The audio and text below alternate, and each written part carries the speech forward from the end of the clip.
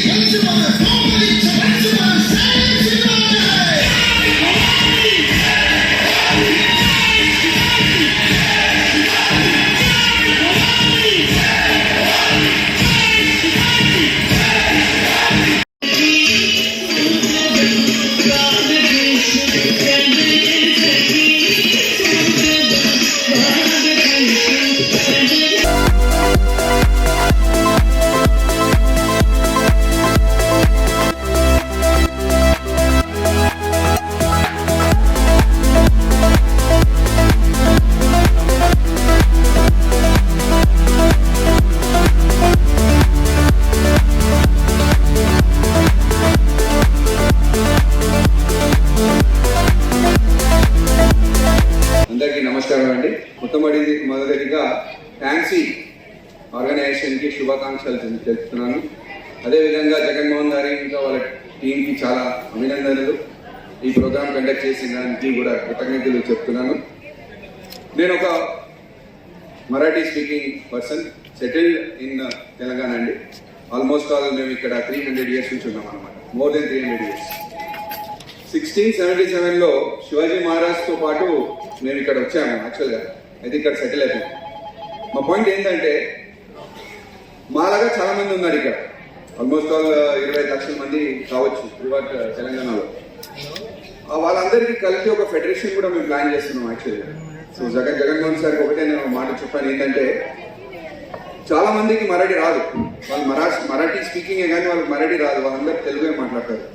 అయితే వాళ్ళకు కూడా ఈ వేదికపై వెల్కమ్ చేస్తే, ఆహ్వానం చేస్తే వాళ్ళు కూడా ఒక పార్ట్ ఆఫ్ పెద్ద ఆర్గనైజేషన్ ఉంటారు, వాళ్ళకు ఒక సపోర్ట్ దొరుకుతుందని కూడా నా ఆలోచన, నా సజెషన్ అని కోరుకుంటున్నాను. అది కూడా ఒక పెద్ద గ్రూప్ అవుతుంది. వాళ్ళు కూడా చాలా మంది ఉన్నారు ఇక్కడ తెలంగాణలో. అయితే ఒక రిక్వెస్ట్ నేను జగన్మోహన్ సార్ చెప్తున్నాను.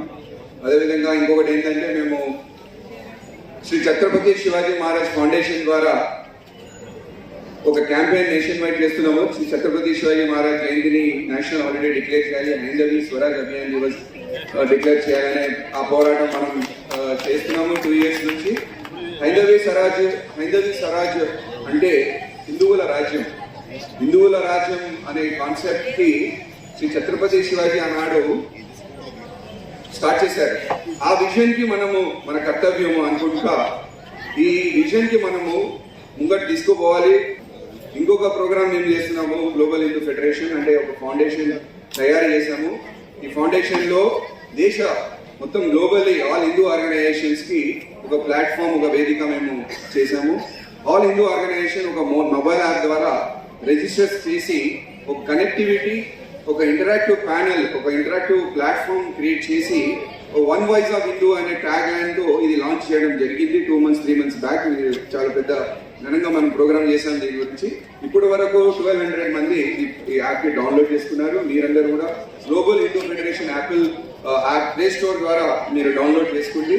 అందరు హిందువులు కనెక్ట్ కావాలి, అందరు హిందువులు యునైట్ కావాలనే కోరికతో, ఒక ఉద్దేశంతో ఈ కూడా ఈ ఫెడరేషన్ మనము తయారు చేసినాము. మీ అందరి సహకారం నేను కూడా కావాలని నేను కోరుకుంటున్నాను. ఫైనల్లీ నేను జగన్మోహన్ గారి ఇంకా వాళ్ళ టీంకి చాలా చాలా ధన్యవాదాలు చెప్తున్నాను. ఇది రీసెంట్ ప్రోగ్రామ్స్ మళ్ళీ మనం కలిసి చేసాము. మరాఠీ, తెలుగు స్పీకింగ్ వాళ్ళు కూడా మనం కలుపుదాం. ఈ తెలంగాణలో ఒక పెద్ద ఫోర్స్ గా మనం పనిచేద్దామని నేను కోరుకుంటున్నాను. చాలా చాలా ధన్యవాదాలు.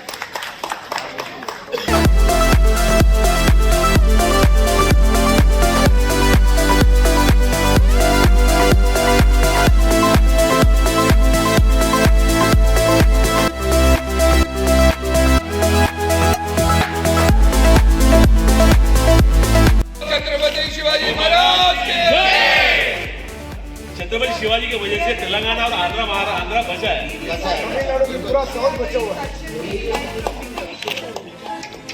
Thank you very much, thank you.